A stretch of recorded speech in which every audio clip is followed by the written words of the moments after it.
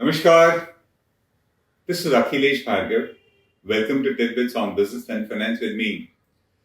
In a recent post, Shri Kumar Mangalam Birla, the chairman of the Aditya Birla Group, wrote that in the coming decade, India will see an upsurge in the capital expenditure across many sectors. He predicts that we have upon us a forthcoming decade of what he calls CAPEX MAHOTSAVA in India. He says that with the twin balance sheet problem of stretched loans and leveraged corporates behind them, entrepreneurs in India are now taking advantage of economic reforms as profound as those in 1991. According to him, there will be a double engine growth in the private sector, benefiting the conventional as well as the new economy. He sees the coming decade as one of innovations and increasing capex in the country. He points out that the world is awash in capital and that there has perhaps rarely been a better time to be an entrepreneur, as everywhere from angel investors to public markets, they are lining up to back up ideas. He further says that the exigencies of the pandemic have pushed the boundaries of innovation. According to Sri Kumar Mangalam Birla, the pandemic was a world where the traditional rules did not apply and it freed thinking from its conventional shackles, and that is giving rise to the kind of innovation that we are seeing. He says that we are staring at an extraordinary decade which will see an increase in capital expenditure in India, which he calls CAPEX MAHOTSAVA. Before we talk about the coming decade and what would it be, we need to see what was the past decade like. If Kumar Mangalam Birla predicts the coming decade to be one of CAPEX Mahotsav, then the past decade in India has been exactly the opposite. A massive capacity addition had taken place in India during the period of 2005 to 2011 in particular, when India was heavily loaded with bank loan funds which were sloshing around, which had surged by over 3 times during that period. While such a buildup of capex during that period loaded corporates with debt, it did not, however, proportionally benefit their top line, bottom line, and corporate cash flows after they had added to capacity on account of fresh investment. The debt that they took on thus became unsustainable and unserviceable, and therefore put a firm brake on fresh capex and capital buildup by corporates from 2012 onwards. With languishing exports and decelerating consumer demand, particularly from 2015 onwards, the massive capacity buildup that took place in the preceding decade lay idle largely, and the resultant unserviceable debt created the twin balance sheet problem in India, with both the corporate borrowers as well as their lenders facing financial stress. The bankers had NPAs, and of course, the corporates were debt laden, unable to service them. With the then capacity build-up lying idle and not really incrementally adding to corporate cash flows, the NPAs in the banking system shot up and ruled out any capex or capacity build-up in India in many a sector. With NPAs around, borrowers just became ineligible to borrow for any further investments. What were the other reasons why investments were at standstill? The other reasons which led to the capital expenditure being at a standstill in India during the last decade were policy uncertainty, retro tax, crisis in the MSME sector, and the inability and reluctance of bankers to lend. Banks had gone bankrupt. During this period, while the MSMEs witnessed rampant downsizing and closures, the larger corporates, however, managed to increase their market share, giving rise to hopes that at least they will invest and build more capacity because they were getting more and more market share. The last few years have been particularly difficult for fresh investments due to the debilitating impact of demonetization, the hurried rollout of a complicated GST in India, the pandemic lockdowns, the migrant labor crisis, and most importantly, the poor ease of doing business and the poor ease of earning in India, contrary to what the government claims all the time. It is the poor ease of doing business in India which is a real mood spoiler and the real risk, and prevents entrepreneurs from risking their capital in new projects and businesses. With the private sector unwilling to invest, the government has been increasing its own capital expenditure to record levels with the hope that public capital investment will help to attract and crowd in private investment in the country, in the economy, and that will trigger the much awaited virtuous cycle of capital investment in India, where investment feeds into each other quarter after quarter and gives us long-term build-up of growth. The proposed CAPEX outlay of the government for the financial year 2023 is rupees 7.5 lakh crores as per the recent budget, which the FM says exceeds 4% of India's GDP, and it is at an all-time high. The government is hoping that the private sector will follow suit. But for that, ease of doing business in India must improve. For this, the government also realizes the imperative and importance to improve the ease of doing business and the ease of living in India. The finance minister announced in her recent budget speech that for the Amrit Kal, which is a 25-year period for India between India at 75 to India at 100, the next phase of EODB, ease of doing business, 2 as she calls it, and ease of living will be launched. She says that in our endeavor to improve productive efficiency of capital and human resources, we will follow the idea of what she calls trust-based governance. The finance minister says that the new phase of ease of doing business in India will be guided by an active involvement of the states, digitization of manual processes and interventions, integration of the central and state level systems through IT bridges, a single point access for all citizen-centric services, and a standardization and removal of overlapping compliances.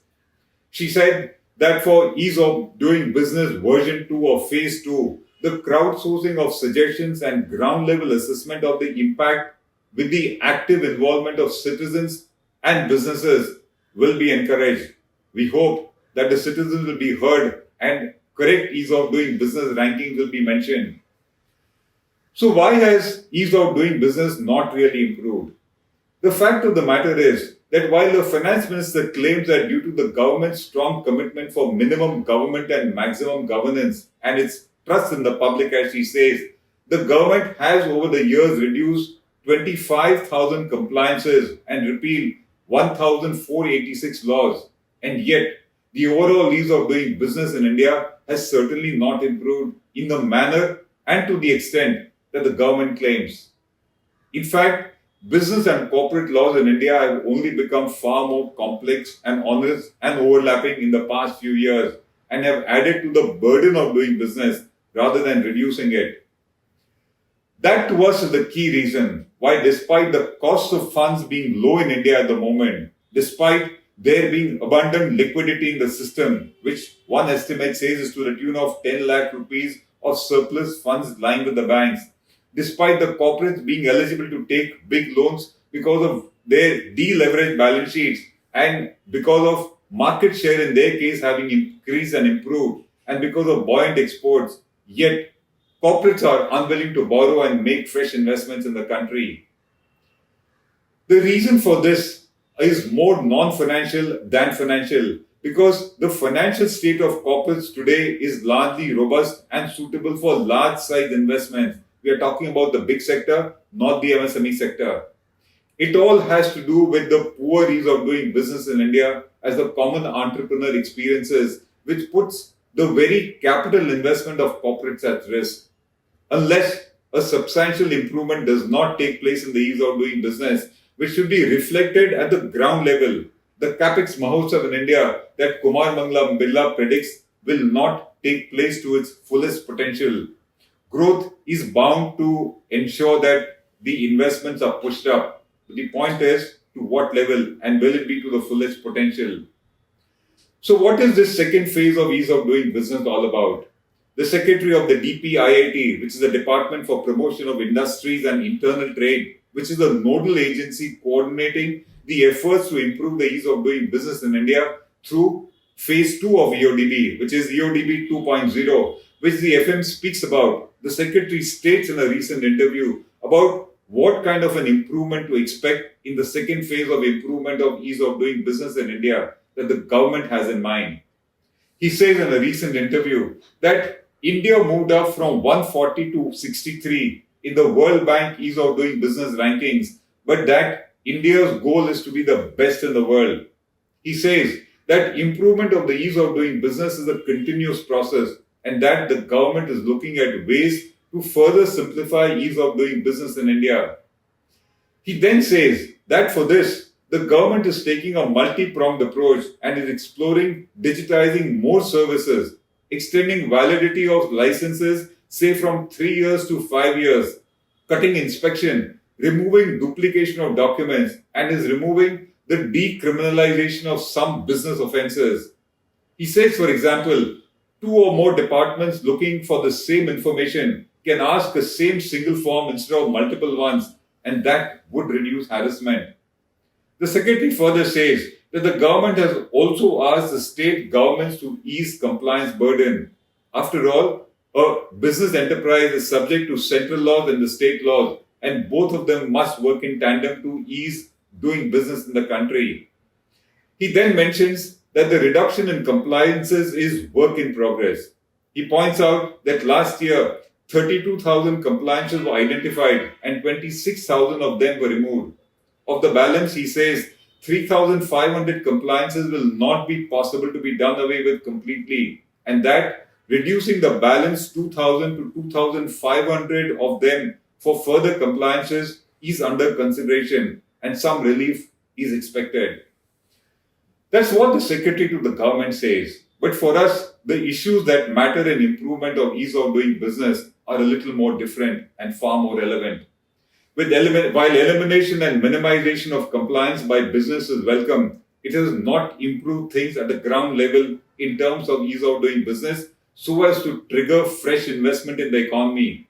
And that's because there are certain significant irritants to ease of doing business in India, to ease of doing business, which obstruct business in India. And what are they and which need immediate attention?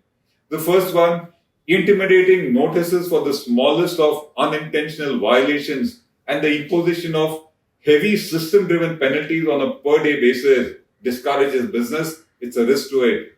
We see that in income tax, we see that in GST, as well as in company law compliances all the time. The second, repetitive notices for the same matter cause harassment to entrepreneurs, and those need to be removed. The third, denial of credit under GST and delays in processing tax refunds are yet another factor that needs to be looked into. The fourth, the difficulty in getting bank loans such that funds are not made available to the borrowers, to the entrepreneurs at a time when they need them the most is yet another issue. The next, complicated and onerous tax and corporate laws whose compliances remain difficult and very expensive also. That needs to be simplified. Corruption remains untamed and is anti-business. Poor accountability of babus when wrong orders are passed by them, inflicting hardship on business entities is yet another issue. And finally, enforcing contracts and judicial ease in the country is a matter of grave concern, and that has been one of the reasons why India's ranking has remained not where it wants to be. The fact of the matter is that the Secretary is right that ease of doing business is work in progress. But then the work in progress has to happen in the correct direction. We think some of the most significant issues are not being considered by the government. That's where the solution lies. This is Akhilesh Bhargava signing off till we meet again. Namaskar.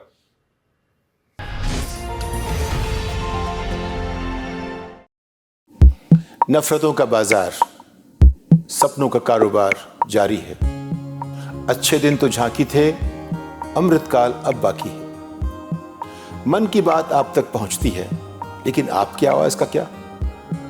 जिन्हें लोकतंत्र का चौथा स्तंभ कहते थे, वे अब सत्ता की गोद में हैं, सत्ता के सामने नतमस्तक हैं। लेकिन अब भी कुछ आवाजें हैं, बेखौफ, बेबाक, जिन पर लोगों को भरोसा है।